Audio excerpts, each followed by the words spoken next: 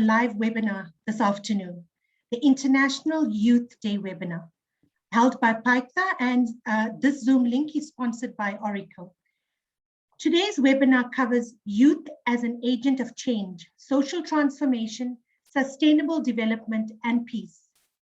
And might I tell you, today we have a really great, exciting speakers, and I will introduce them in a little while.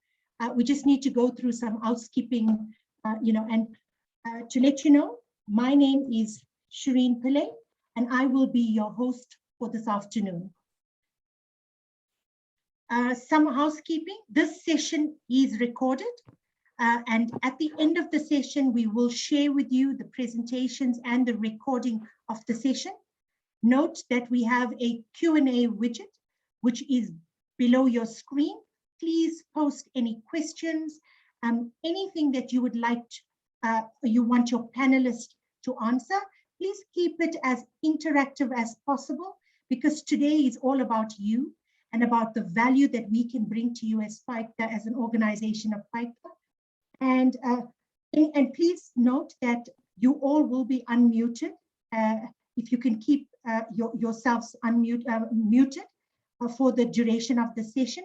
Note that we will have, at the end of the session, we will have a 5 to 10 minute questions where we would then go through some of your questions and get the panelists, or between ourselves, myself, Shireen, or our co-host, Amina, who's on board as well, will be able to support you and answer some of these questions. Our agenda for today, I will hand you over shortly to Senwabo, who's our chairperson of PAICTA, and then we have a roundtable discussion. But before we actually get into the roundtable discussion, we changed the agenda slightly. The last webinar we had presentations and extended over the time, the duration of the webinar time. So we decided to slightly change the agenda. We only have one presentation for you today, which Raisa Salaji would share and go through with you. And basically what we are doing today, we're going to focus on the panelists, and we're going to basically do a panelist discussion. We're going to pose questions through the panelists, and they will provide answers that are relevant for you and what you want to hear. And thereafter, we will then take questions from the audience. So as I said to you, we have some dynamic speakers on the panelists. I will give them very shortly the opportunity to introduce themselves and give a view and a background of where they come from and the value that they will bring today to our webinar. As I said to you, our focus topic today is youth as agents of change, social transformation, sustainable development, and peace. As you all know, the youth plays such an instrumental part of the African continent, right? Without the youth and without their future, and if we don't provide the right growth, the right education, the right guidance for the youth, we're going to have a challenge for the future leaders of our country. And these are the role players that are going to make a difference and be impactful to the future of this country, to the future of Africa. So as I said, the youth is so instrumental and so vital and so impactful to every one of our lives. And this is why it is absolutely imperative to understand what is out there, what are some of the development plans, some of the educational, the training, and the various elements that we put together to be able to support and drive the youth forward, and for them to then become our change agent and to make that difference in the African continent. This is our instrumental and vital. We need the youth of today to make that difference. Our future presidents, right? If we look at our country, and if you look at the age group of our ministers and our prime ministers, this is where the youth can make that difference. This is where they need to elevate themselves to become the future leaders and the future go-getters of the African continent. And hence, this is why it is so important as PAICTA, we believe that we needed to share some of the ideas and some of the strategy and some of the plans that are in place. And hence, this is why we connected with some of the panelists. So in our panelists, we have Yashmita Bana, who is the founder and CEO of Nika Technology Group. Yashmita comes with a wealth of knowledge, a wealth of experience around how to empower and drive the youth forward. She will share with you in terms of her value, her bio, and what she's done over the last couple of years in looking at how to empower and drive the youth forward. Then we have Kelefelo, who is the regional coordinator and the Tiger Brands Foundation. Kelefelo as well comes with a wealth of knowledge, experience. He's known as the knowledge manager, the development worker, the project manager. He is born and bred in Soweto. And I'm not going to take the limelight away from you, Kelefelo. You're going to share your bio and view very shortly in terms of the value you bring and the difference that you can make. Then we have Joanna Banu. And Joanna Baidu is also, somebody that has been instrumental. She focuses on skills development in Africa. She attained a role of a PMI regional youth leader. So she totally understands it and get it in terms of what we need to do from a youth perspective. Joanna is actually the PMI regional youth leader for Africa. So here, definitely Joanna is going to bring you a different dimension of the value and some of the ideas that has been put together to take the youth forward from a development perspective. Then we have Risuna, who is the CEO of the Young African Entrepreneurship Institution. Here again, Young Entrepreneurship Institution. Risuna is now also going to talk to you about how you can become future entrepreneurs in Africa. Some of the things that you can do to develop yourselves and grow into great entrepreneurs in some of the skill sets and the values that you are passionate about. And then we have Raisa Salaji, who is also somebody that's very young, very inspirational. And I can assure you, when you listen to Raisa's presentation, you're going to definitely see the value this young lady and the growth and transformation she has made in such a short space of time. And she will share with you in terms of where she comes from and what her achievements are and what is she doing as a youngster to develop the youth in South Africa. And then lastly, we have Pravina Young. Pravina as well, who's been around for many years, who has lots of experience, been involved in a lot of internship programs with the OEMs like the Oracles and many others. And Pravina also comes with a wealth of knowledge and deep commitment and understanding of how to develop and take the youth forward and bring that social transformation and help develop in terms of how you can grow and where you can grow to. So I will now, before we actually get into the panelist discussions, before we get into the presentation, my apologies, before we get into the presentation of Raisa, I'd like to give the panelists an opportunity to introduce themselves and share with you a little bit about who they are and where they come from. So the first panelist speaker I'd like to call upon is Yashmita Bana, who's the founder and CEO of Nika Technology Group. Yashmita, I hand over to you to share a little bit about who you are and where you come from. Thank you so much for that, Shireen.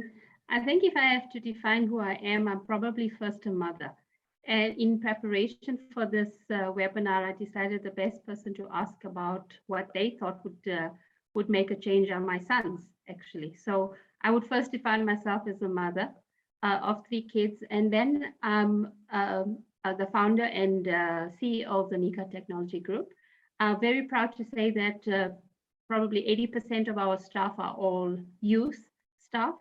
And I'm also the head of the DIA Development Foundation, and that's where we've brought in quite a bit of youth empowerment at a basic education level, where we teach kids in schools IoT and AI skills using IoT devices. So I think that's the type of experience I'd like to bring through today.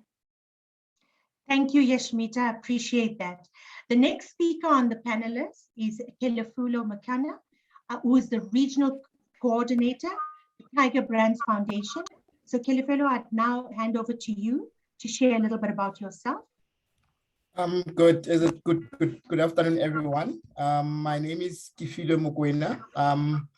Sure, how do I define myself? I always say, you know, being an active young person later in your life, it puts a lot of, you know, experience and titles, which of course they're not for me so important. But I think to summarize myself, I'm a social engineer. That's what I believe. I believe that young people must be given adequate opportunities to, one, get experience, two, exercise their talent, and that we need to balance the social, you know, economic inequalities in the world, and also in South Africa and the continent at large. So yeah, I'm a believer of young people basically, and that young people must be given an opportunity. I think in my bio, you've already said a lot of great things, Shireen. I started as a volunteer in Soweto in the township, you know, had an opportunity to go and stay in, you know, across the continent as a volunteer, developing coordinator, subsequently come back home and work for an organization as the Tiger Brands Foundation. And I will touch later why for me it's important that young people must be given an opportunity in big companies or organizations like these ones. So thanks a lot. Thank you, Kefilo. It's clear your passion. You know, as I said earlier on, you're a development worker, a facilitator, you're a man of many talents. So that's really inspiring to know. The next speaker I would like to call upon is Joanna Baidu, who's the PMI Regional Youth Leader for Africa. Thank you, Shireen. Good afternoon, everyone. I am Joanna Baidu. I am, as she rightly identified, the Regional Youth Leader in Africa for PMI. I am based in London, born and raised in London, but by birth, if you like, I am Ghanaian.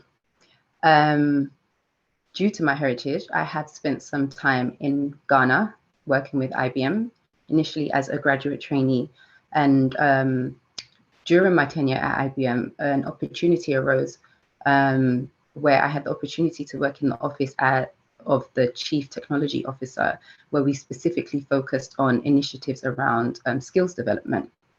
So within my tenure there, I was able to help support the growth of skills development, specifically focused on our software products, by enabling and empowering young people through a variety of initiatives, namely a mentoring program, a hackathon competition.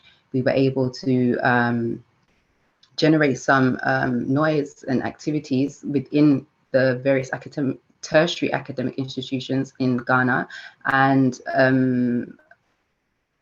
what do you call it, like a personal mentoring one-on-one study. If I had a one way to define myself, I would see myself as a change maker. I say that because given my background and experience, I was afforded the opportunity when PMI was focusing on their strategy around youth, to be able to be an embodiment of everything youth. And so based on that, I would say I would love to be able to do anything that would support or empower youth and enable them to be able to share their experiences and get their voices heard, because, you know, we are the future. So I say myself as youth because I may not be that young, but I still feel I fall into the bracket of youth according to the PMI definitions, which is anyone between the ages of 5 to 35. So that may give you an idea of my age, but that's just to let you know that I'm here to support and be a voice for the youth. Thank you, Shireen. Thank you, Johanna, and welcome. Guys, can you see we actually got people all the way from the UK. Greatly appreciate your time and for being part of this panelist. Absolutely wonderful to have you, Joanna, and really inspiring to listen to you as well, you know, wanting to be a change agent, because I think that's what the youth needs today. So guys, can you see, we really got some great and wonderful speakers in our panelists today. The next person I'd like to call upon is Rasuna Malul. Sorry, I'm going to pronounce your surname wrong. So Rasuna is yeah, no, it's no, Maluleka, right? Rasuna Maluleka. Ah, there we go. Yes, you've got it right. It's just basically Maluleke. But Okay. thanks, Shelin, for the opportunity. And my name is Resuna Maluleke, as you have said. I am the CEO of the Young African Entrepreneurs Institute, and then I also work with the Youth Village Africa. My background is from, I've been traveling across the country in South Africa, from Limpopo into the Eastern Cape, Gauteng, and other provinces, working on facilitating access into post-schooling opportunities in higher education as far as the rural learners are concerned.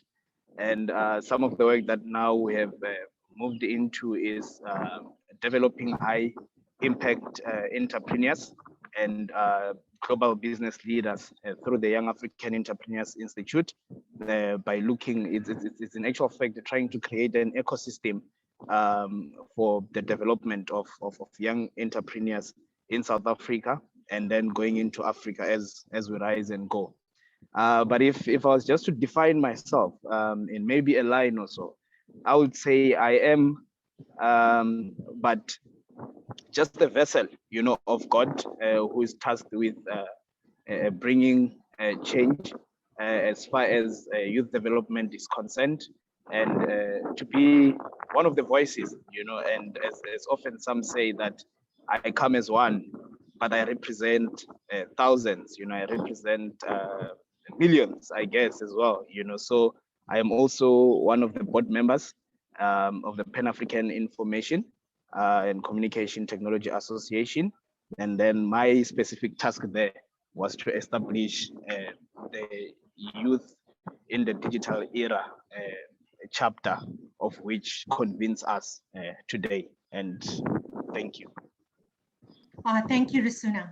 And that's great to know that you are there to develop the youth and the policies, you know, around what the youth stands for. So thank you very much. Our next panelist I'd like to call upon is Raisa Salaji, who's the MD of Growth, Transformation and Innovation. Thank you, Shireen. Good afternoon, everyone, and welcome. Firstly, I would like to take this opportunity to say that I'm so grateful to be a part of the forum. This is my first time, so I'm really grateful to be a part of this forum or this platform, because there's such a motivational, inspirational woman in here, men, everyone. It's just amazing to be a part of something like this in order to grow the opportunities that are endless. So thank you so much. I'm really grateful to be a part of this forum. Just to give you some background about myself, I was born and raised in the south of Johannesburg, went schooling there, ended up working. I was fortunate enough to have a niche in finance. I would relate it to maybe my heritage. I suppose we all know that Indians and finance all work together. So that was my side from there. I've been through a lot of multiple jobs in the financial field, from a bank perspective to a corporate perspective. So I've had a lot of view in that sense. I was fortunate enough to be employed by Edge. This is where my life changed. I was employed as a financial administrator and / bookkeeper. From there, Edge allowed me the opportunity to upskill myself, grow, understand all the different environments from an IT perspective, from a data perspective, from all kinds of environments in the technology field. From there, I benefited a lot. And also, being a youth myself, I felt that if I was given this opportunity, I would have liked to give everyone else the same opportunity if I could. And fortunately enough, I was able to register Growth, Transformation, Innovation, completely focused on enabling youth in many different sectors that we have knowledge of. And from there, I mean, it's just recently been registered, but we are planning and building our environment to grow the youth, to positively contribute to the economy. And from there, I'm also learning how can I grow further. And this is why the platform like this is just opened my eyes to what is out there, how people are so passionate the way I am, to see leaders in those ways. So I'm really grateful. And being a mom, it becomes a bit difficult. Being a mom of a young 2-year-old becomes a bit difficult, but you know what? We balance our life and we understand what it's all about. So I'm really grateful for the platform. And yeah, that's my history. And I really thank you so much for having me a part of this today. Thank you, Raisa. And it's also inspiring to see that you've reached the MD position at your young age, and also looking at how you can develop and innovate and transform the youth of Africa. So that's great to have you on board. Our last panelist, and we say we saved the best for last, right, is Pravina Young, who's the Managing Director of Edge Consulting, and she's the Managing Director of Empowered Versatile Enablement. So Pravina, I now hand over to you.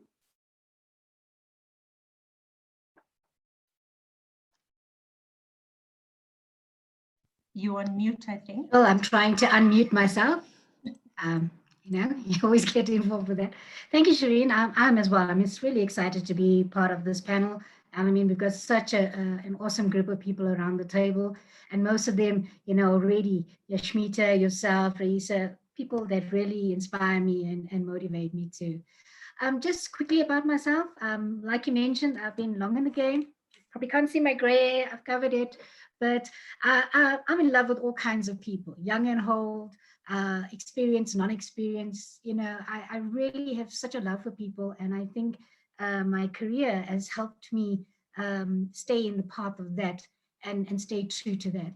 I am a managing director for Edge Consulting, and this is one of the pioneering companies of the Edge Evolve group. And I've been part of the Edge Evolve family now for the last 19 years. And I started off as employee number 1, and I currently hold the position for the last year, just over a year, as the managing director of the same company I started in 19 years ago. It's a truly a whirlwind journey for me. And I must say, I've been very privileged.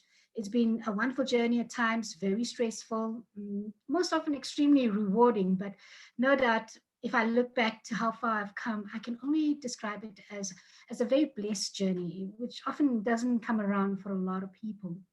And you may be wondering why I've been here for so long. For me, it does not feel like that. It feels like I worked for multiple companies in the same IT industry.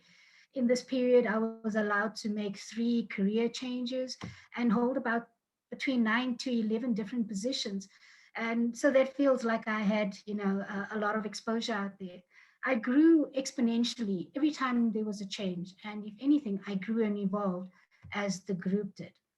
I think I can only respectfully attribute the success to some key aspects, you know, and I work today with a great set of people, from top management to staff on site, in-house, including our very diverse clientele that we have there. And I have some awesome and great relationships there, and they've inspired me. They really helped me grow. And when I look at Edge as a whole, you know, they've always looked at their staff differently to all my previous experiences. And I'm grateful that they saw me as an individual. They recognize my willingness to learn and want to take on more responsibilities. I was provided opportunities that made me stronger and more confident. And I also found opportunities that I took to the table. So, and they nurtured my aspirations. I got great mentorship, inspiration, and we have like a family-like environment. And so I feel like I'm being considered as a whole person, not just as someone that just works in a company. Being given a seat at the table also made my voice heard, and which is a tremendous personal journey as a female, and to be taken you know, seriously, to be confided in, to be looked up to. That is an awesome you know, journey for me. I must say that the company took a lot of risks for me, and I guess being here means that it has paid off. And I'm being constantly encouraged to push myself further is a great motivator. And during my tenure in Edge, I was also provided an opportunity to start my own business with another female colleague of mine, Frances. And together we created Empowered Versatile Enablement, EVE for short. And if that does not indicate women-owned business, I'm not sure what will. And from there, we created an online e-commerce platform in partnership with SA Fashion Week, and we got exposed to some extremely high fashion in SA, including local celebrities, a lot of entrepreneurs in the business, awesome individuals, and it was a great time. Edge Evolve became our enterprise development partner, and we then took technology to the fashion industry. And in this space, we looked at impacting and giving back to our communities like we were given. So it was very much time of looking back and saying, this is the journey we've come. This is how much we've been given. How do we give back? How do we pay it forward? And in this space, we touched and sponsored a lot of people, including a special needs young model. During that time, we got a sponsor to do our own designs with one of our local fashion designers, and she was able to actually model her creations on the SA Fashion Runway, and it was an awesome time for her. We also, supported financially abused women during this time. We do a lot with the Wati Foundation in Diepsloot. We do a lot of graphic designing training programs with them. We go and support them in all the events. We actually also look at internships from the Diepsloot community. In Edge itself, a long time ago, we recognized the skills gap we have in our country, and we were trying to find a way, how do we shorten that skills gap? How do we promote the people in our country? And part of what he does, he says, how do we change the life of one person so we could change this entire economy of this country? And we found that if we took a young person in and encouraged them, help them to study, help them on their career path, and look at them not just, and when we started the Oracle graduate program as well, we looked at the individuals that were coming from the program into our environments for the work, work part of their journey. And it was sad to see that when we looked at all of them, and what we saw is that some of them, and this is not a pointing a finger to anybody, but we found that the journey did not have all aspects to it. And I love what GTI is doing now, is because they're creating a full program around interns, around young people. And in our work environment, we actually looked at how do we take them on site to our own clients?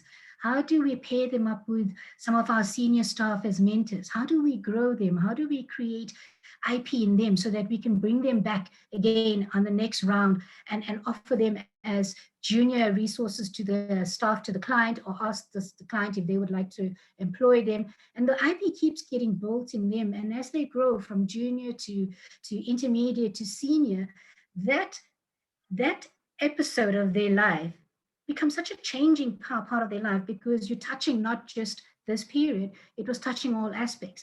They're touching their community, they're touching their families, their cash flow grows, they give back, they provide and contribute to the economy, but we're retaining the skill inside our country. So that was great, and we enjoyed that.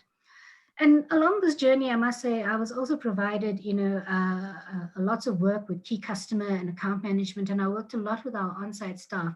During this time, we actually employed, I think, more than 100 staff to our client sites, diverse set of people in the technology space, and both from junior to very senior as well. And last year, I was very fortunate to be offered the MD position in Edge Consulting. And so for me, this is coming full circle.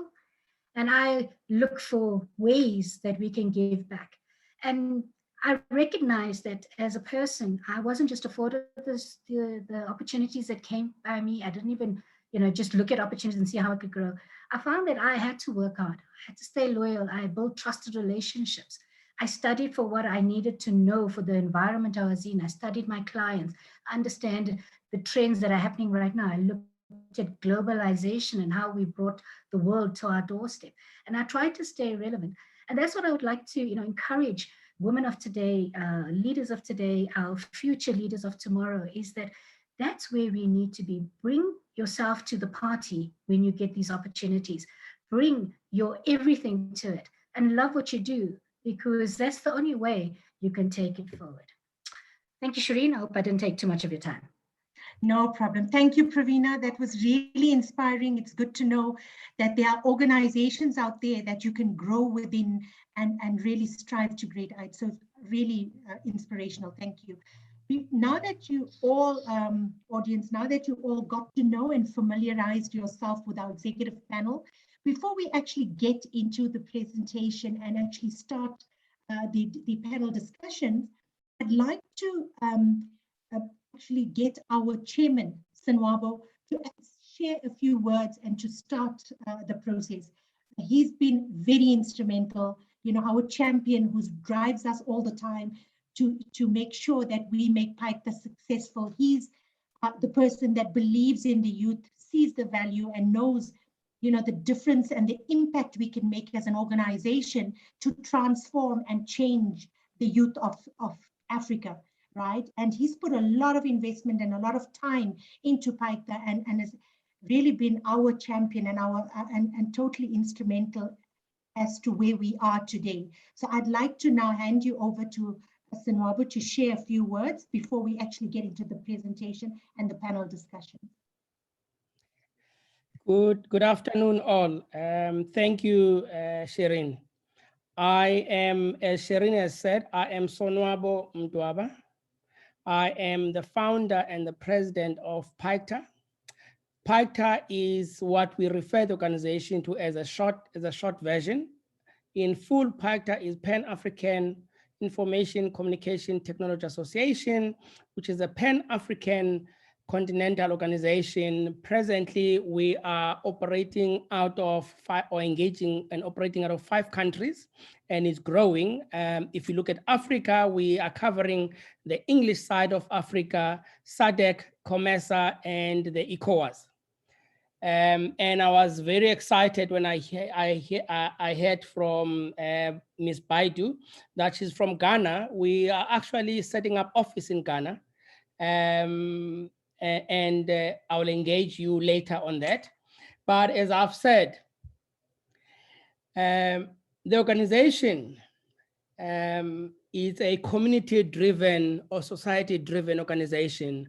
Some of us, we were very fortunate to grow up in rural environments or rural communities and break away from those communities and be able to go to the big cities and study. And here we are today, fast forward, we were able not to be trapped in where we grew up. And I believe that everyone, he or she's got a potential to be wherever that he or she might be later in life. Your background does not define who you are. Your background does not define or determine where you're going to end up. So it is important for us to have conversations like these on an ongoing basis. PAICTA as an entity was established in 2020 during COVID lockdown in South Africa. And I normally say, and it might sound very silly because lots of people, friends, family, people that we know, people that we don't know, and we're all important. It doesn't matter who you are, have lost their lives to COVID-19. But it kept me trapped in my house, and I was able in that period to come up with an idea, and which has always been a vision of mine to make a difference. So PAICTA was established then in July last year. As an entity, PAICTA, it is a digital transformative organization which is geared towards advancing the ICT pursuance of Africa or African small to medium enterprises, or referred to in some countries in South Africa as SMEs.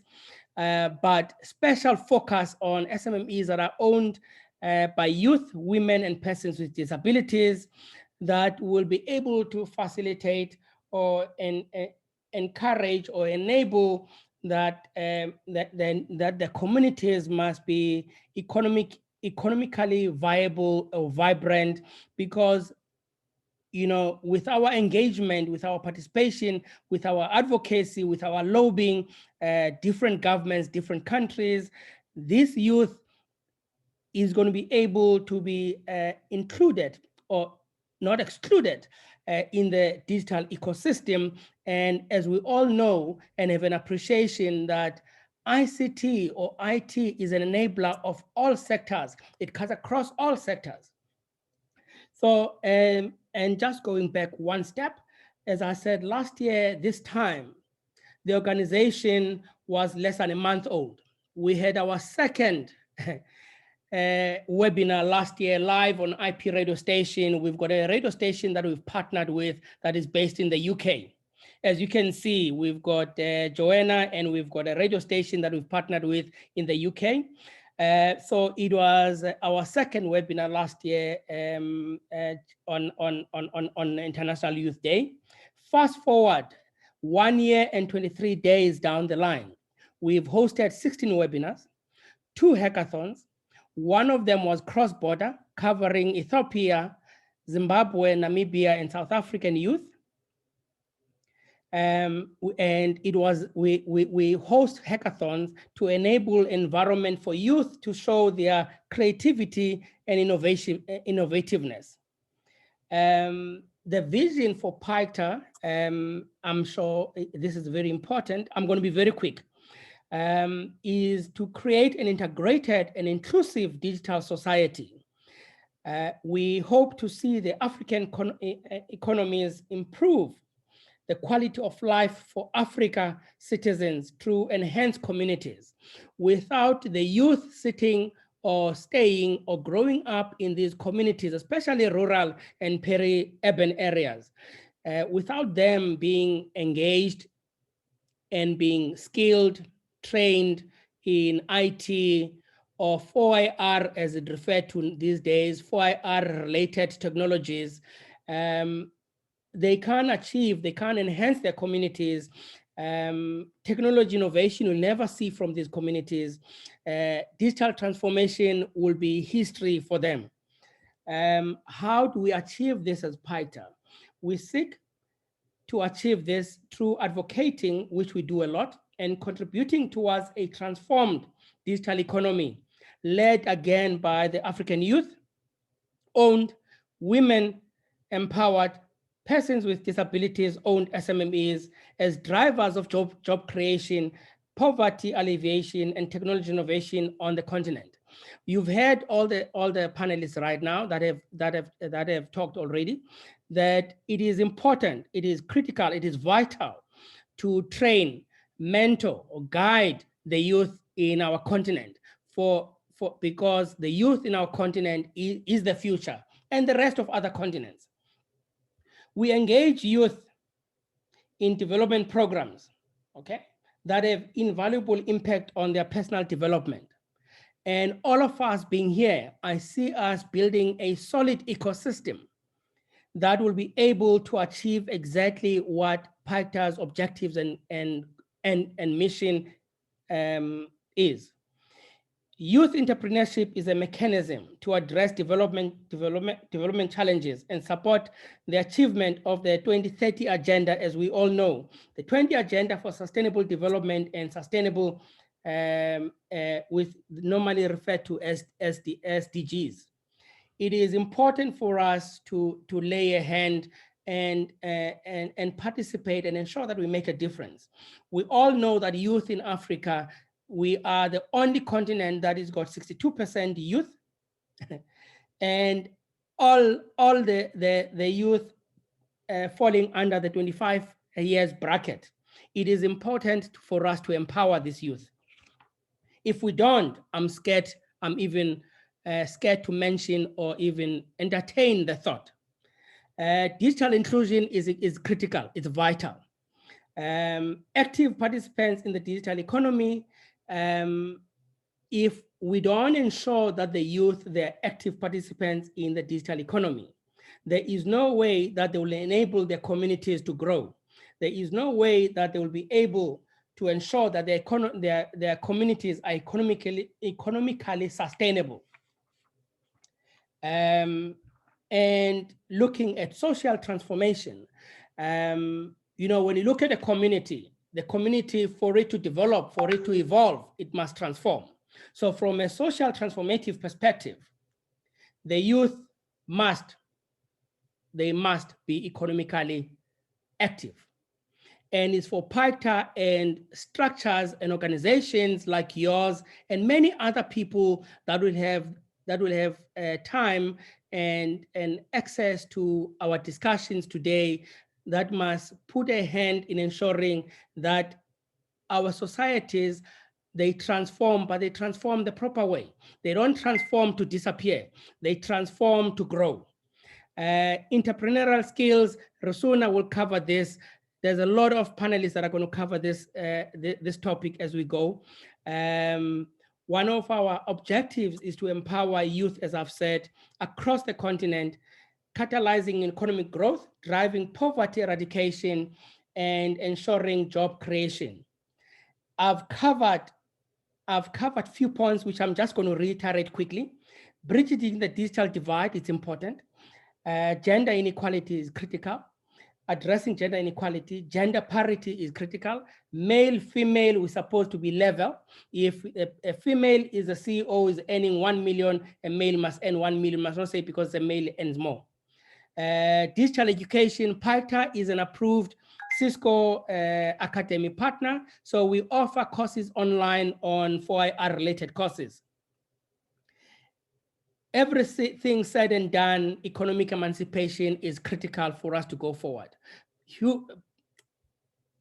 PAICTA is got WIDE, which is Women in Digital Era. It's got YIDE, which is Youth in Digital Era, and it's got Institute of Technology and Science. So through that, I think we are there. We are open to partner and ensure that we make a difference to the youth of our continent. Thank you. Shireen. Thank you, Senwabo. It's clear, from our chairman's message, there's, it demonstrates the need for innovative solutions and to promote universal values of gender equality, peace, and humanity, into Africa. And I think it's key.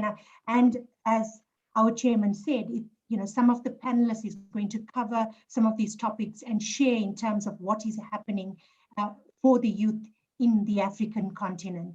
Before we get into the panelist discussion, as I mentioned, I'm going to hand you over to Raisa, who's going to take us through a presentation that she's prepared to share to the youth as to what GTI is doing, the Growth, Transformation, Innovation organization is doing, and how some of the youth can leverage some of the benefits and values that GTI is busy with. So I now hand you over to Raisa. Thank you so much. Just to give you, actually in parallel to what Mr. Senwabo has iterated and said, GTI was actually registered for that exact purpose. So GTI has recently been registered in 2019, known as Growth, Transformation, Innovation. It is a level 1 BEE female-owned youth company. That is our focus and purpose. GTI is also known in very specific fields. There's a variety of fields, which is focused on IT, finance, administration sectors. So due to the partner networks and stuff that GTI has, we were enabled, or we are enabling our juniors or interns in a variety of sectors in the business field. You can just go to the next sheet, Shireen, please.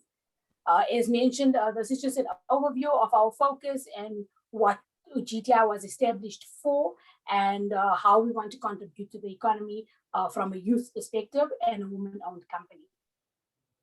Thank you. You can go to the next slide. So I would like to call this the building blocks of empowerment. As Mr. Senwabo mentioned, and Shireen, the 4 main instrumental parts of agent of change, social transformation, sustainable development, and peacemaker. How does GTI contribute to these 4 building blocks?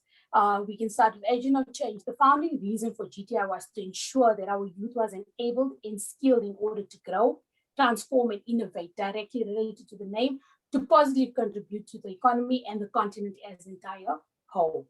The social transformation part, myself being a youth female, I can directly relate to the perception created in society today. And GTI enables that change to allow all people to not only be an equal, but also share their ability and knowledge to those less fortunate. From a sustainable development and how GTI has contributed, GTI and its growing partner network allows for a sustainable growing environment by ensuring that our programs coincide with the continuous changes in all sectors, mainly in relation to IT and back office, as well as keeping it innovative from a digital space. So all directly in parallel to our to the initiative of PAICTA. From a peacemaker perspective, this is actually the beautiful part of it. So we have our internship program that have allowed us to empower our youth. And by doing this, it has only uplifted the contribution to the economy, which in turn assists in many other areas such as job creation, poverty, and continuous development. Can go on. So this is to show you the network in the areas that we were given the transformation or the ability to help the youth with our partners like Edge Managed Cloud Services, Oracle, Altron. That enabled us to assist the youth in varieties of sectors like professional services, data management, revenue assurance, technology, all of those kind of spaces, as well as back office, so your normal financial administration, HR, all those kind of services. So due to the partner network, we were able to do that. Also, just not only are we passionate about enabling the youth, we also would like to help or assist our agents in preferential procurement.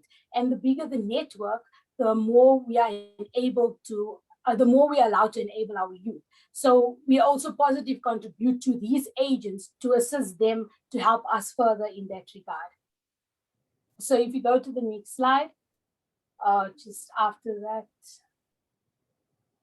Yeah, so just a view of the lives that we've changed with our internship program. And this is what makes my heart smile, to know that we are now running our second internship program, of which our first was extremely successful. Of the 8 juniors that have been on our program, all of them were given job opportunities with some of our partners. Others have moved on to bigger and better things, and we're hoping that the current set will be just as successful. We are currently running our second set of internship program, so we would like to do the same for the current set that we have done for this set. So we would call it changing lives of the youth of our country from our partner network like Oracle and Altron. And thanks to them, we were able to do something like this, as well as Edge Managed Cloud Services. You can go to next. So just in closing of I didn't want to keep the presentation too long because Mrs. Senwabo actually iterated all of the stuff, all of the important factors and exactly what GTI was focused to enable and to do. And this was the purpose of starting GTI, just to make a positive contribution as well as expose the talent that we have out there. Being a youth myself, I know the struggle. At least we can change the saying of it's not what you know, it's who you know. But instead make the change so that we can say to ourselves, I am a future leader and it is I who you will know. Always believe in yourself and never set limits too small. I always say to myself as my motivation on the screen, don't be afraid of the space between your dreams and your reality. So if you're thinking, you may as well think big, because the moment of enlightenment is when a person's dream of possibilities becomes images of probabilities in their own reality. So thank you very much. That was just from my side and the contribution from GTI and its focus. And they have platforms like this that will assist us because we are so passionate about enabling the youth and like you say, gender equality, not only being woman owned, but in general, just to enable. So I want to thank everyone on this platform that in future might assist, in the near future might assist us as GTI to enable even more people that are less fortunate globally, nationally, in our continent. So thank you so much for giving me that opportunity to speak and let you know what GTI is all about. Thank you, Raisa. Appreciate it. If anybody wants to have it, I see there are questions coming through the Q&A. Ignatius, we have acknowledged your question. Let us go through the panelist question and then we will get into the final Q&A towards the end of the session. We are already, I know some of the panelists need to leave and they have a tight schedule. So we're going to go straight into the executive panel. And I've got a list of questions, which I will then pose to some of the panelists to basically answer. Thank you very much. So I will start with our first question. Joanna, seeing that you, believe in being a change agent and making a difference, I'd like to pose the first question through to you. What needs to be done to promote and support youth to be change agents of change? How must technology be used for youth development and social transformation?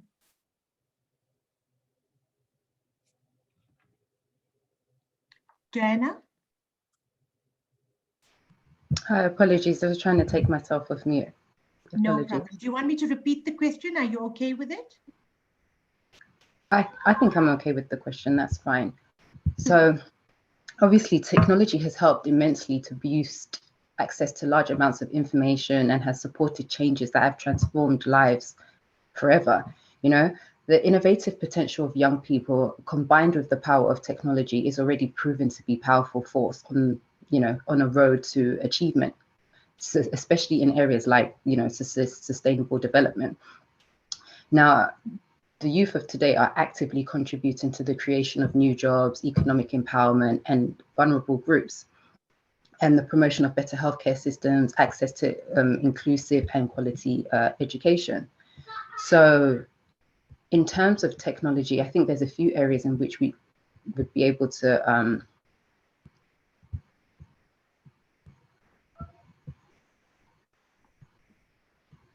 Joanna, we lost you.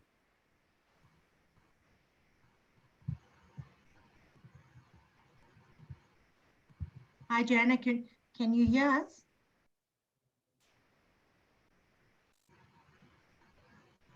Any one of the other panelists would like to add to what I just asked now from a question perspective? Rasuna, would you like to add to this?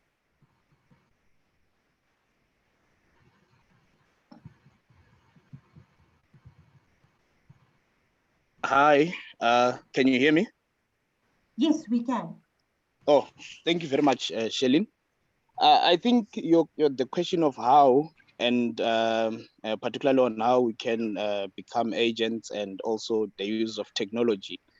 I think I must just put like just a bit of background before I commence to say this discussion comes in a very important manner, and then because the African population at the moment is very youthful, as the president has already cited in his opening address, with about 60% of the people being youth. And when we look at South Africa particularly, you find that in as much as the population is over 50%, but 65% of those remain unemployed. Then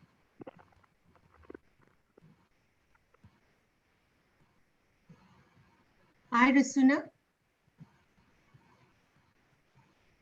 Hello.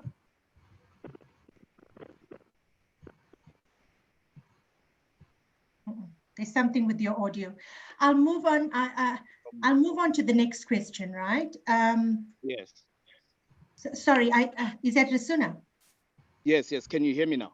Yes, I can. Yes. I can. Oh, okay, no, thanks. So as I was saying that social transformation is a very multifaceted phenomena.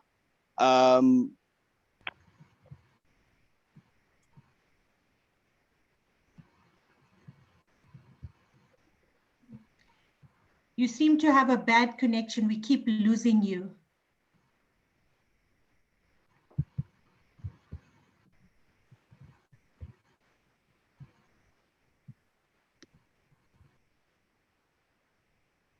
African higher education.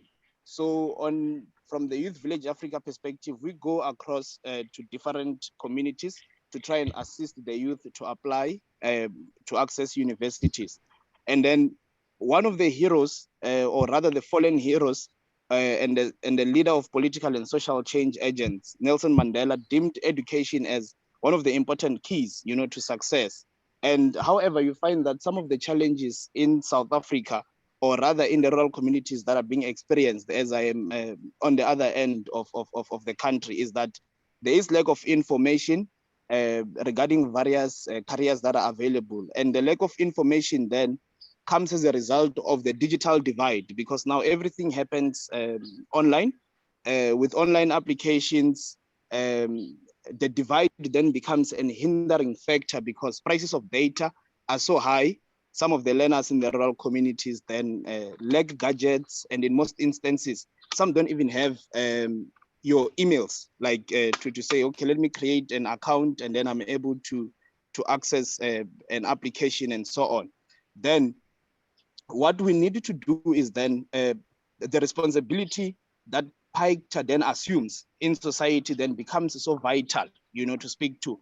How do we enforce, or how do we pursue digital equity in such that each and every young person, regardless of the setup or background that you are coming from, me being someone who was born and bred in a village setup, having managed to at least escape and find an opportunity on the other side of the country, it comes in as a privilege, because at least I was born of a former telecommunications a technician, and at least a nurse.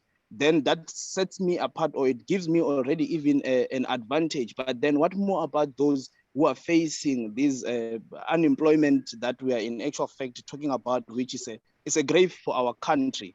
So interestingly, today when I approached one of the schools, I actually find one of the learners that we found or we identified back in 2017 being a teacher assistant, or rather doing his practicals. Then it means that when we talk about social change, it means that what we need to do is to take the information to where the people are.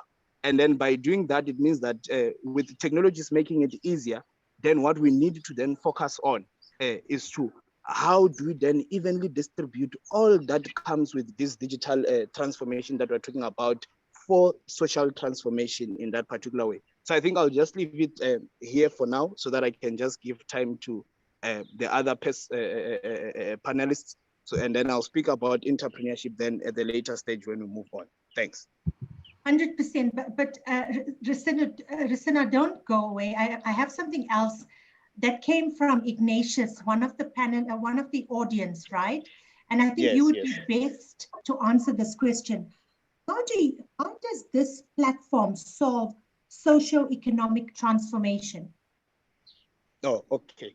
So the platform, as you're asking, how does it solve the socio-economic transformation? As the fourth industrial revolution comes into play or comes to be part of our lives, the reality that is that, as I've already mentioned, it is driven by digital innovations. And the biggest challenge is that the digital transformations are unequally distributed. Then to answer the question of how does the platform become an answer or perhaps part of the solution towards socio-economic development, it is that how do we have this environment or this community of the Pan-African Information, Communication and Technology Association to say, where do we reach and how do we reach there? For example, I go with a team of students from universities who then come and collect information paper-based because there's no coverage. There's no proper coverage in some of the villages that we get to.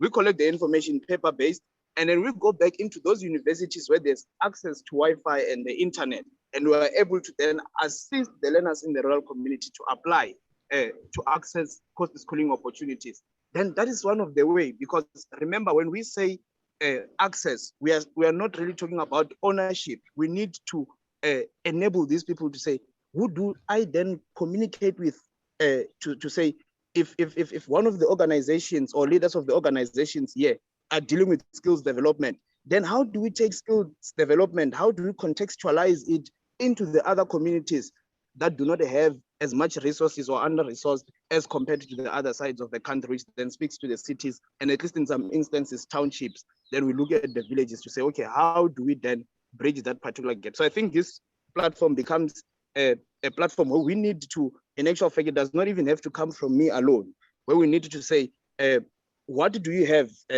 from your organization? This is what I have. What do you have from your organization? This is what I have. Then how do we forge synergies? And then we drive socio-economic development back to our rural communities in that particular way. So I think for me, in the best way, this becomes a collaborative platform for us to address those kind of challenges. Thank you very much. And I have to say, it's clearly you can see the youth coming out in you, right? If I look at your video and I look at where you are answering these questions from, it clearly shows how the youth has now evolved. And in terms of, you know, if you look at COVID and what it's brought, you can basically be able to do stuff anywhere, right? And clearly, if I look at your background, and you're literally sitting outside and enjoying the beautiful weather, under a tree, enjoying the beautiful weather. I'm just here under the tree with my father, you know, so these are some of the experiences that we need to speak to say, how does everything that we are doing in the city get to be translated into the rural communities, and at least my father gets to see me at work, you know. Correct. Thanks. 100%, really. That's great. Ignatius, I hope we have answered your question.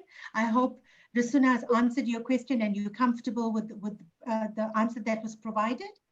We'll now go on to the next. If I may add, sorry, not to interrupt, just to, because I think I cut off at some point, sorry about that. So just to add more from my perspective in terms of what can be done to promote and support from the social transformation aspect. And this is just based on my role, if you like, as the regional youth leader within PMI. So, I mean, as we all know, the world needs change makers more than ever before. So within my role at PMI, I'm in a unique position, if you like, to help more people drive that desperately needed change. So within some of our initiatives that we have, you know, focusing on the social benefit pillar, we become like an enabler, if you like, for change makers to be able to deliver that form of impact.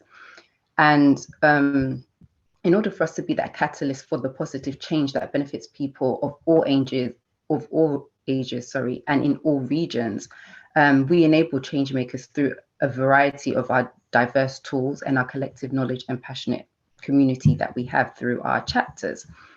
So focusing specifically on the social benefit activities, which are centered around the UN SDG goals, we ensure we focus on the most impactful areas so that we can have a shared language with others for purpose, organizations and individuals.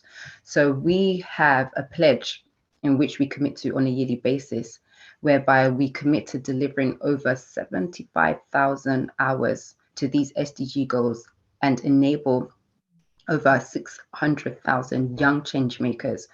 And with individuals like myself in PMI, the youth team are working to develop and deliver a new way for our chapters, who are our representatives in country, to be able to report the hours and enablements in which they provide these young change makers to be able to make reality and make it now.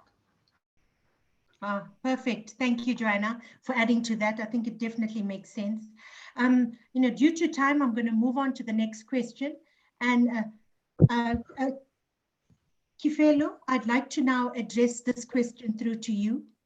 Are you there?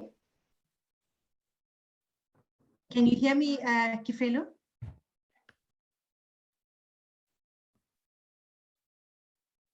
Sharon, can you repeat your question? I didn't hear anything. Oh, okay. I just wanted to check if you were okay. So the question is, what are the sustainable development drivers that must be introduced to the rural and peri-urban communities to ensure that the youth from those communities are developed to ensure social, economic growth and sustainability of their communities in Africa? Do you want me to repeat that?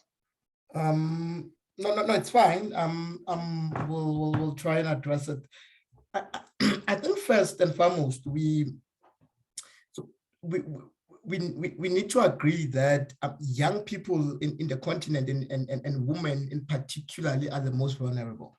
Just being a young person in this continent is a challenge in itself. In any other country, many young people are facing more or less the same challenges in the continent. You know, could be lack of opportunities, could be a simple example of a space in the universities, the same challenge that you face in the next country, you know, where there's not enough or adequate space, you know. If you talk about, for example, connectivity of internet, about 22% of people in the continent have challenges with internet. It therefore tells you then what more about young people, you know. So for me, that's the first thing. And then the second thing, you go deeper, you then say, if someone who stays in the urban and who's born in urban, like Kifilo Mokoena was born in Johannesburg, and there's another Kifilo Mokoena who is born at the west and at the corner of the Free State in Ficksburg, would those two young people have the same opportunities? I think that Kifilo born in Ficksburg is suffering times 10. You know, so already when you talk about rural setup and you talk about young people, we can agree that the level is not the same at all. 3 years ago, between 2016 up until 2019, the Tiger Brands Foundation wanted someone who can go and stay in Fixback and develop programs. And if you know Fixback, it's next to Lesotho, it's rural South Africa, it's the west of Free State. And me being me and being, you know, the one that always likes things, as my mom would say, I said, well, I want to go, you know. And I stayed there for 3 years. And I can tell you, it was one of the most challenging eras of my life as a young person. And I'm going to try to give a setup of a young person staying in Fixback in South Africa. The only business opportunity that you can start is a car wash. Because any other business that you want to start, so let's say you want to be a consultant, or you want to run training and development. For you to go and register business, you need to go 200 kilometers, which is in Bloemfontein, for you just to be able to register. I know there are issues of online. For you to have access to proper internet, because these young people are young people who are unemployed and unemployable. And most of them, they do not have resources. They need to go and use the library, but the library internet is not usable. You know, you send a WhatsApp at 2 p.m. and Shavin gets a WhatsApp at 5 p.m. So what about application and applying and attaching documents? Forget about it. You know, so you need to have a certain amount of money for you to already establish your own business. So I think before you even talk about, you know, what influence they could play, is to begin to understand the condition of them in a rural setup. And already it's frustrating being a young person in the rural South Africa. Majority of rural South Africa, in terms of access to education, which is tertiary education. So I'm trying to think now, if you're in Fixback, you have to go and study at CUT, University of Bloemfontein. You know, they are all in Bloemfontein, it's about 250 kilometers away again. You know, and then colleges, you know, which you struggle to get any financial assistance, it's in Bethlehem, it's about 120 kilometers. So already this young person is deprived of opportunities and everything that they seek to do as a young person in the urban communities. I think then the question is, what do they need to do? Maybe, and for me is when I stayed there, I tried, of course, because, you know, I'm an activist. That's my nature. I tried to establish programs. So, and it was so difficult for them to attend these programs, because already we are dealing with a young person who is demoralized. We are dealing with a young person that says, in order for me to drive a Mercedes-Benz, I need to know a certain person. In order for me to work at municipality, I need to fall in a certain category of people, or family, or political parties, in order for me to get employed in this community. And these are the realities that these young people are facing. And so I think we need to begin to say, let's organize ourselves as young people, but let's organize ourselves with a purpose and be intentional. What is it that you want us to achieve? And that's one of the things. So if we are going to talk about, and I like what Mr. Malulu was talking about in terms of entrepreneurship and business, because I helped one of the young people in that community. So I'll give an example of what I helped them to organize themselves. They had a problem.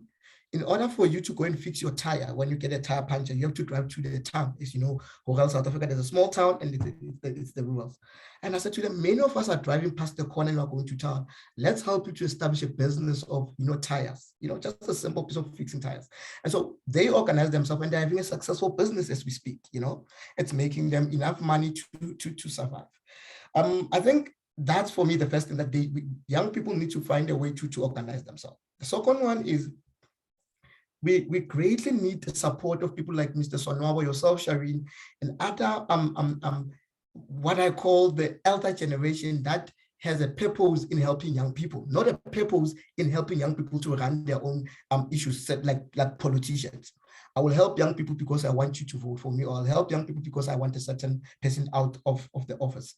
So we need such organizations like this one and the platform that we're in today, to then begin to say, we want to attract young people. But I must also tell Mr. Sonwabo, I do not believe, and everyone, I do not believe that the future, you know, young people are the future. I think young people is the future. So what we need to do, we need to begin to trust young people to sit in boards, like I've been given those opportunities, to sit in strategic positions, even in the rural setups. Why are we having a young, for example, councillor in the community, but there's no young people working for the municipality? It does not make sense to me, you know. So just putting one person alone is not adequate. We need to trust other young people. That's the first thing. The other thing that you need to look at is, with those young people, we then need to begin to talk about training. And I know a lot of my colleagues will talk about it. But our training, for me, there are two types of training that we need to look at.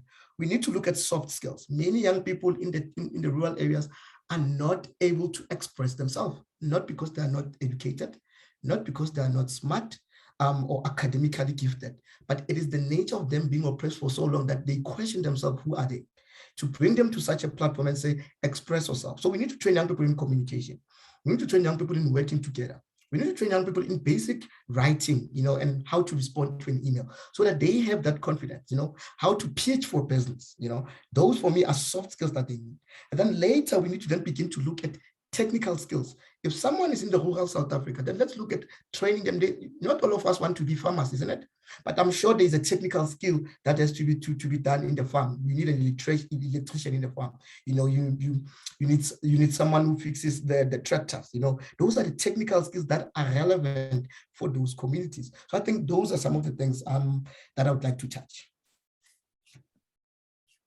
In some of your points, Kifelo, I totally agree with you, and I support you, because that's the only way we're going to change and develop and bring and make the difference, right?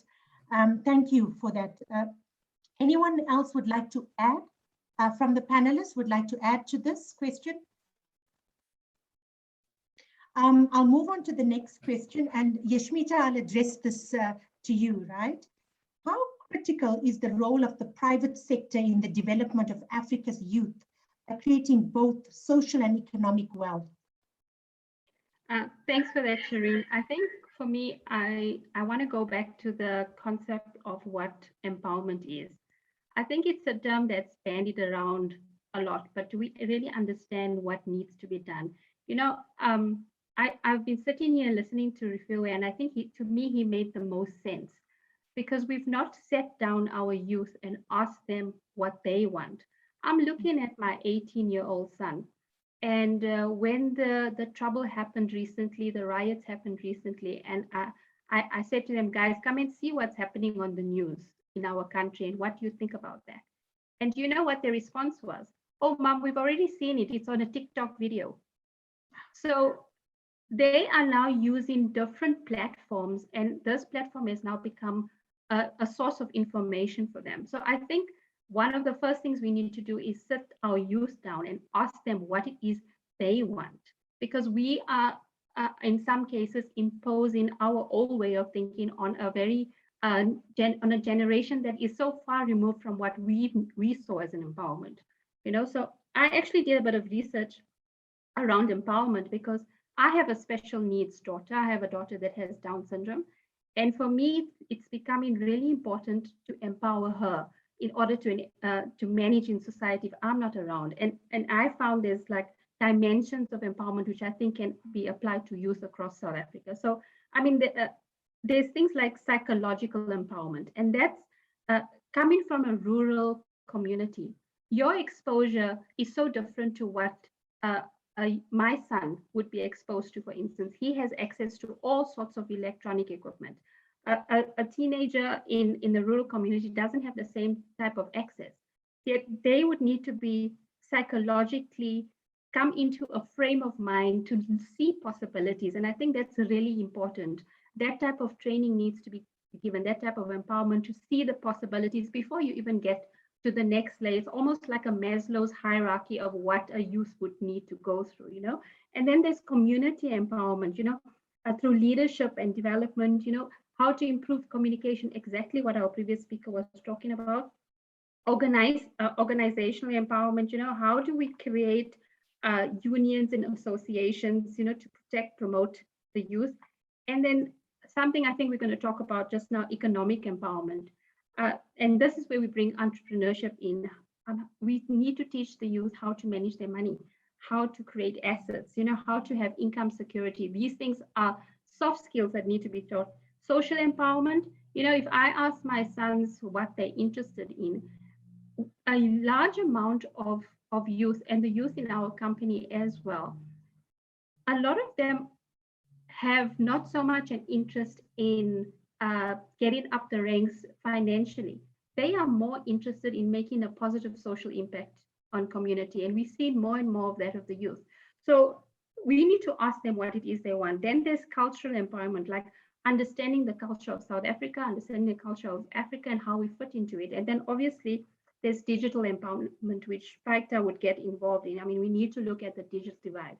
So for me, like the dimensions of empowerment is all of these 7 that I've come across that we need to like holistically form programs. So it can't just be one dimensional. It needs to have all of these dimensions to it. Thanks, Shireen.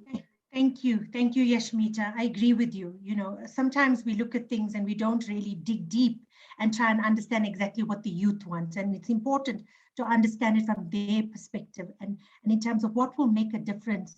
And you know, as the previous speaker and yourself shared, you get different walks of life, different people coming from different cultural backgrounds, different situations, and how do we address those needs versus the guy that lives in an area where everything is found and available. So it's absolutely important to take these things into consideration. And that's where the private sector can help, right? Because they are the ones that makes the difference, that have the cash on hand to be able to carve out some of these solutions and some of these ideas to make it real and happen for the youth, right? Before we get into the next panelist question, I'm going to put it out to any one of the members who wants to answer this. Ignatius, I see you very active. Ignatius would like to understand, how does this platform is going to assist disadvantaged youth in the rural area? Risina, would you like to take that? Ignatius basically asked, how does this platform is going to assist disadvantaged youth in the rural area? And also adding to that, what are we doing to help youth who are capable but do not have resources? So there's twofold to her question. How does this platform is going to assist the disadvantaged youth? And what are we doing to help youth who are capable but do not have the resources? Oh, okay. So I think I'll then now introduce entrepreneurship, although the other colleagues have already introduced a bit of it.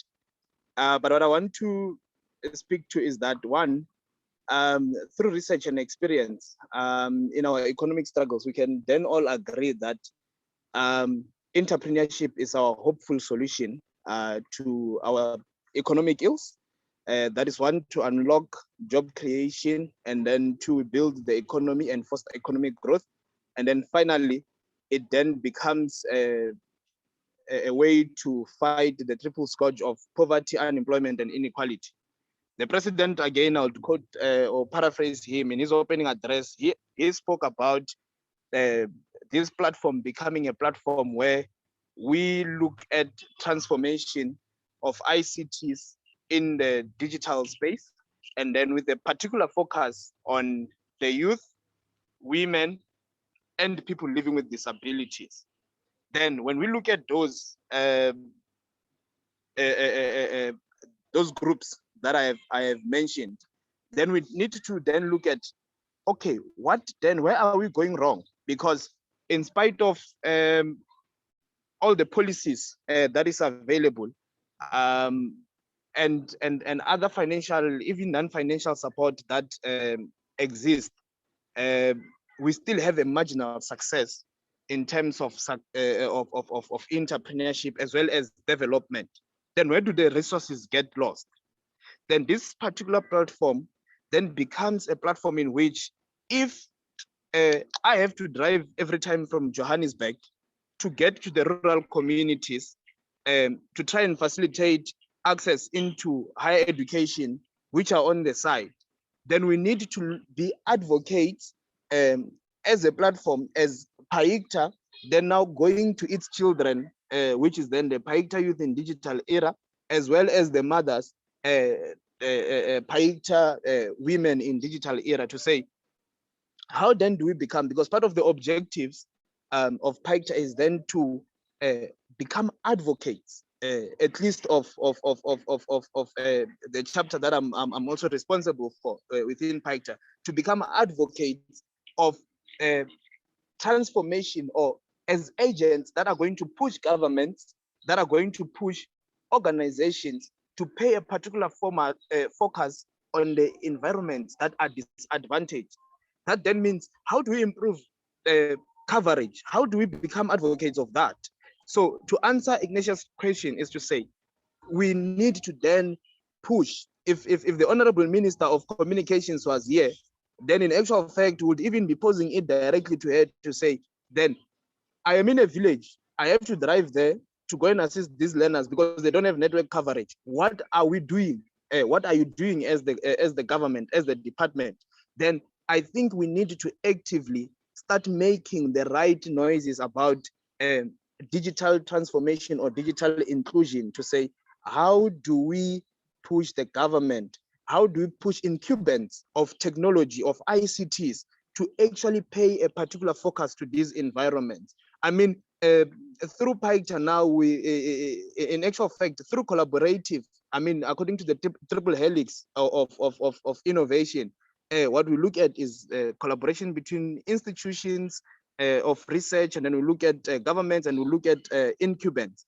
Here is Oracle sponsoring PAICTA to be able to deliver a message to the people through the Zoom. So this on its own is then another way, you know, it's a right step towards the end goal that we are looking forward to. So then, how does Oracle multiply itself through PAICTA?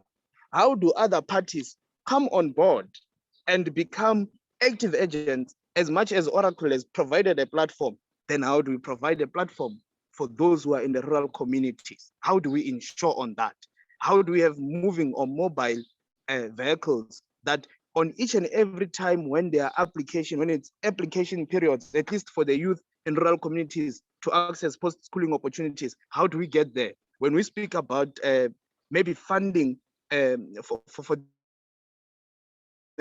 how do we take that kind of information there? Because the person only has the cheapest form of data that they can have access to, perhaps, is Facebook data that does not even provide all the information maybe that they need. I mean, a person from the rural community now was supposed to be in this particular session to try and listen to how can they become an agent of social change. But unfortunately, because data prices are high and they cannot afford that, then they are unable to join such a conversation. Then what we need to do is, how do we collaborate with other stakeholders? Then this particular platform becomes an active agent.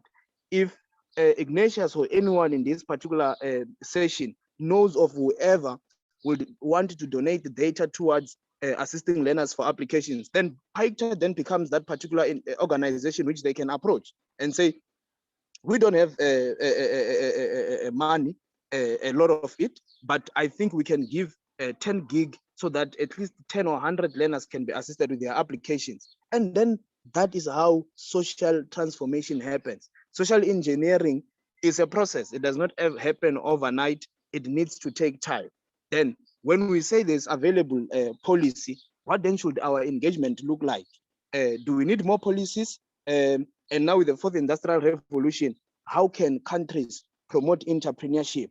I think what we need to do is to enforce and implement the existing policies through partnerships with government, private sector, because the former head of state, President Nelson Mandela, the then head of state, President Thabo Mbeki, once in actual fact mentioned that when he highlighted that Africa is in actual fact rich in research. You know, there's a lot of research that is put in academic institutions on the shelves and so on. Then how do we go in there and look at all the gaps that researchers and scholars have been trying to close in terms of the gaps? I mean, we have remarkable doctors like Dr.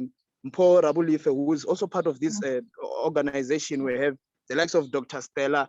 They are writing on these things on a daily basis. That is what they do on a daily basis. Then PAICTA needs to be that particular hand that forces the government in terms of implementation. then we need to establish those kind of institutions, and we partner with them in the rural communities.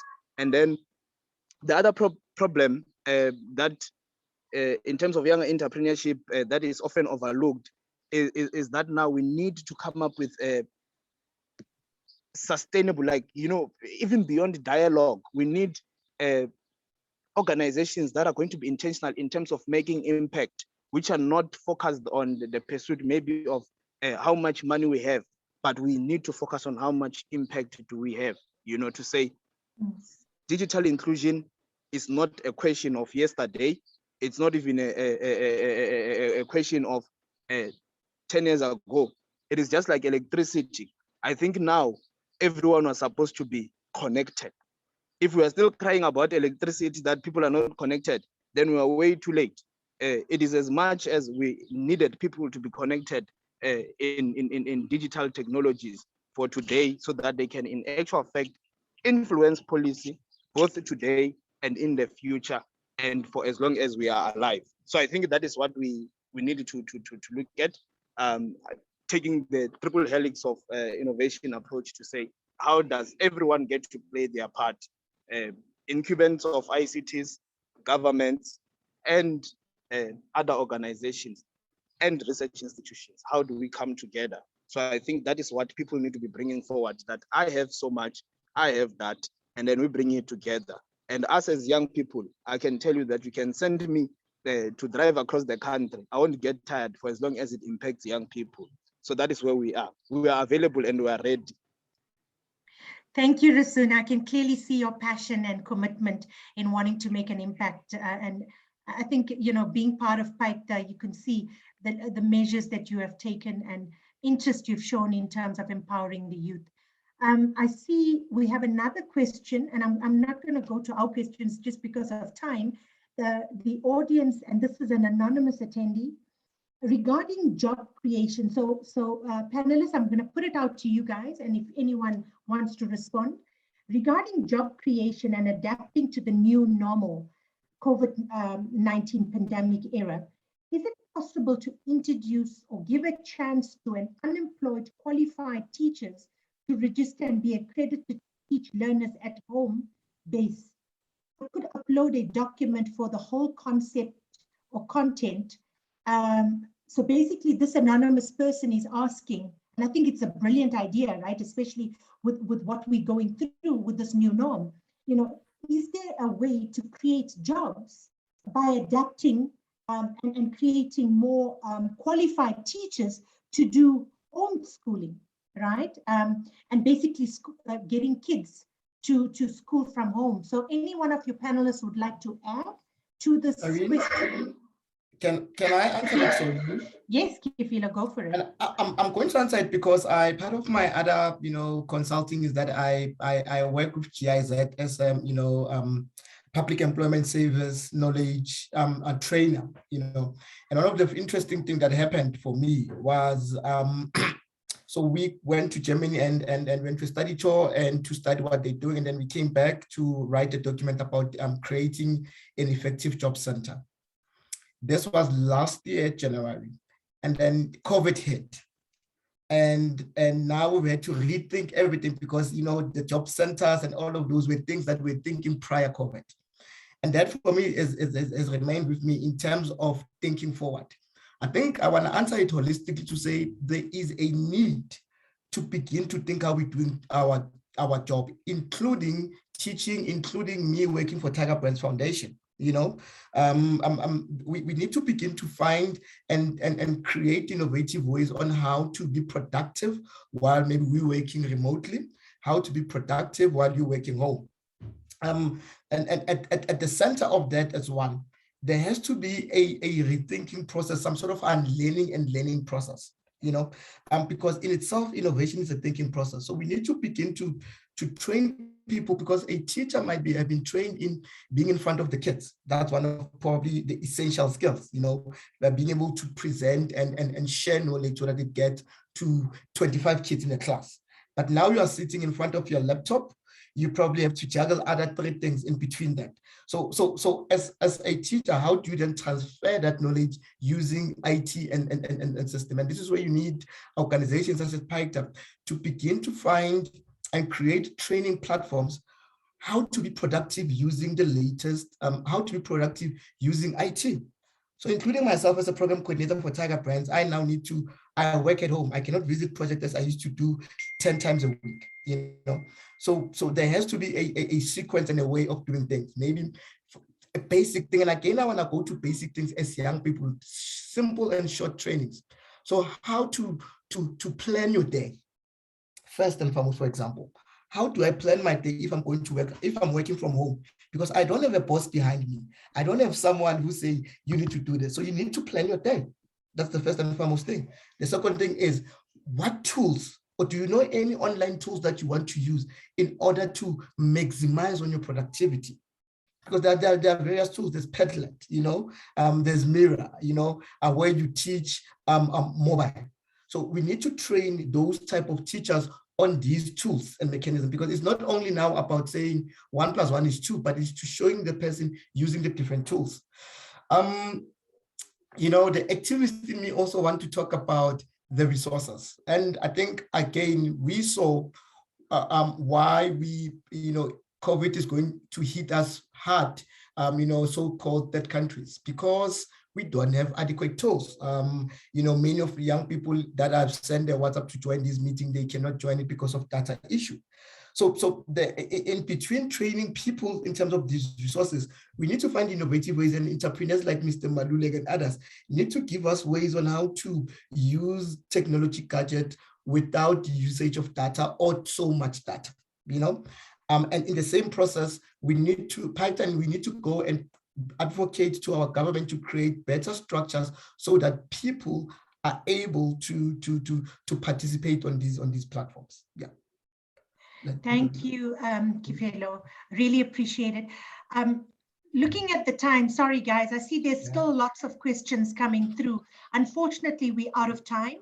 And as I said, you know, some of the audience and the panelists do have an hard stop, you know, and we've now just gotten overtime. So we really appreciate, audience, for you taking the time and sharing your insights with us, and also being active in terms of asking questions. There are a couple that we need to answer. I see Lawrence, we've just answered your question.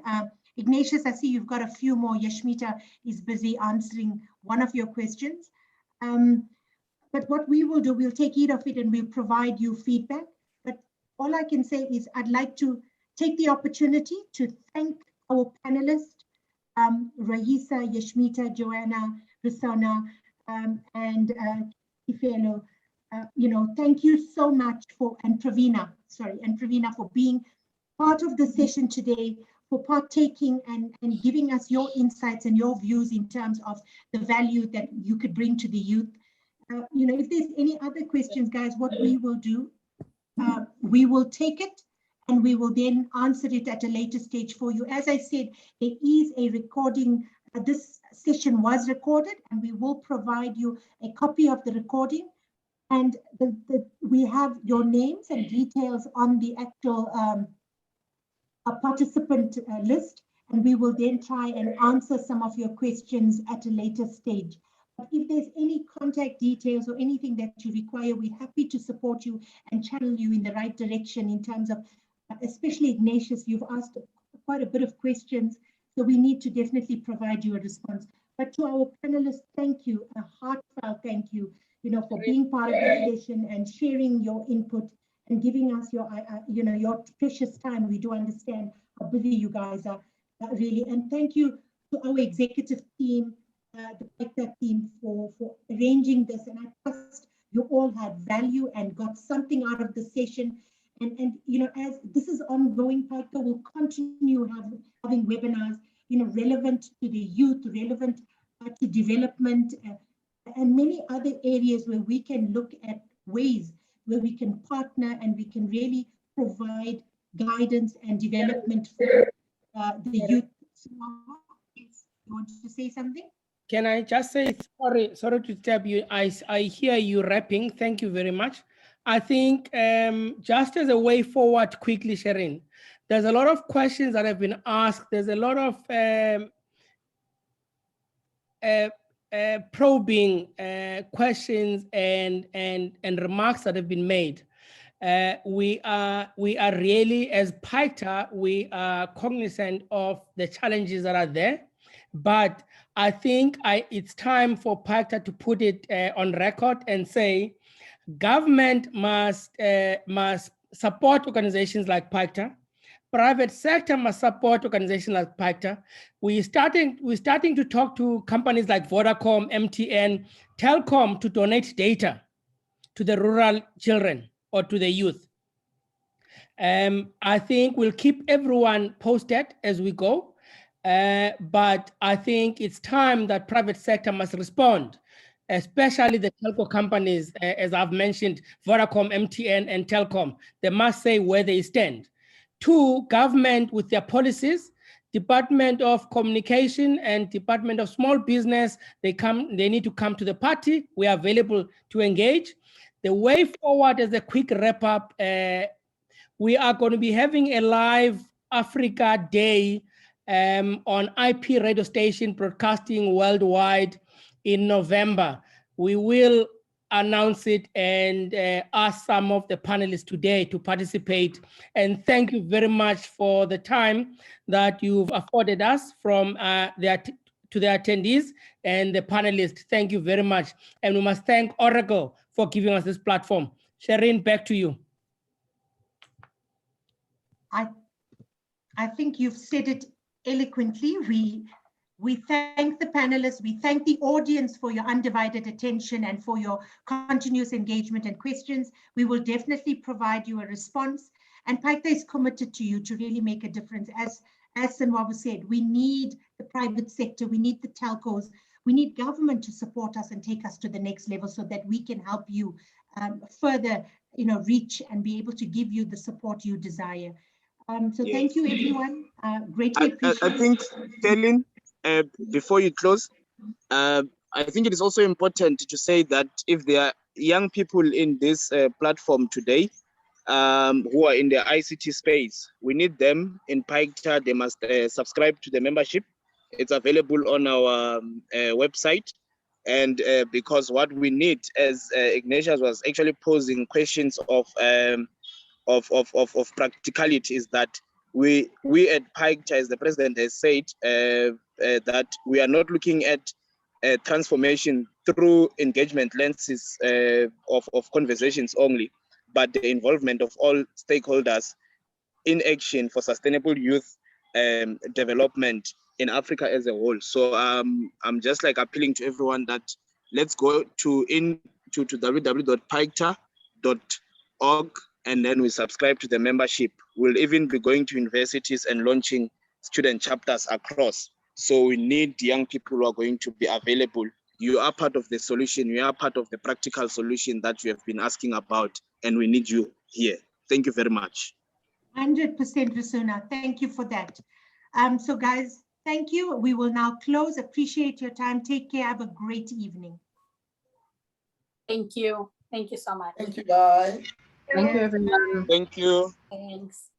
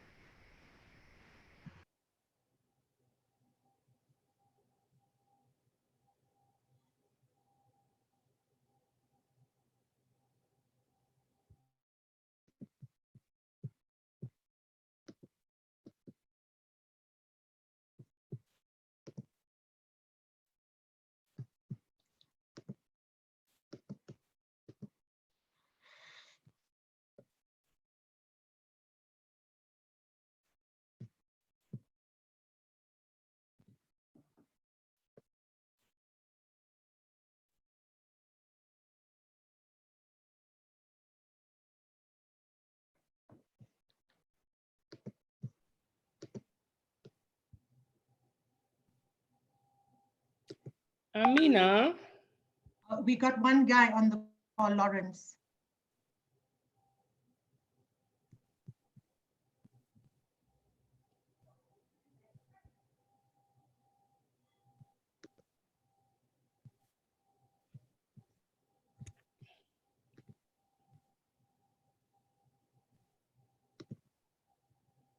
Is he gone? No, he's not. Doesn't have voice though, so I'm not sure. Amina, can you? You're on mute. Ah, he's gone. He's gone. So there's just 3 of us on the panel now. Yeah, sorry, I tried to remove him Maybe twice. I just don't know stop what the was going recording. on.